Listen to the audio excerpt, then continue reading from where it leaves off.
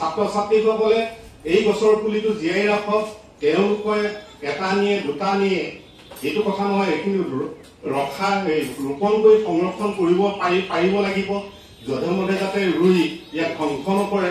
কাৰণ পৃথিৱীৰ অৱস্থা অতি জটিল।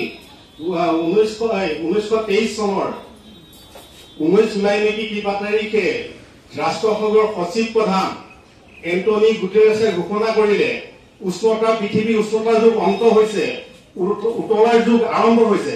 এতিয়া পৃথিৱীৰ জীৱ জগতে এটা গৰম কেৰাহী থিয় দি আছে।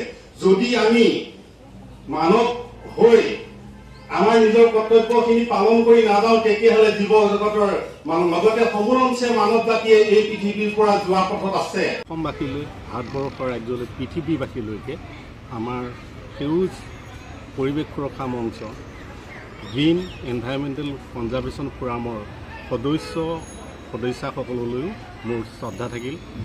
আজি আমাৰ বিভিন্ন অসমৰ নহয়, ভাৰতবৰ্ষত নহয়, পৃথিৱীৰ বিভিন্ন ঠাইত আমি এই কাৰ্যসূচী গ্ৰহণ কৰি আহিছোঁ, আমাৰ সংগীবিলাকে কৰি আছে।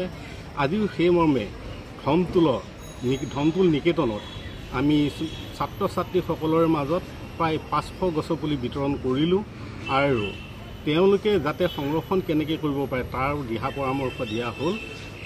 এইখিনি যাতে এই বাৰ্তাটো অসমৰ জনসাধাৰণে যাওক, ভাৰতবৰ্ষৰ জনসাধাৰণলৈকে যাওক, এইটো কাৰণতে যে পৰিৱেশটো ঘূৰাই নানিলে পৃথিৱীৰ মানৱ জাতি জীৱ জগত যে বাচি নাথাকিব, এই বাৰ্তাটোকে দিব বিচাৰিছোঁ।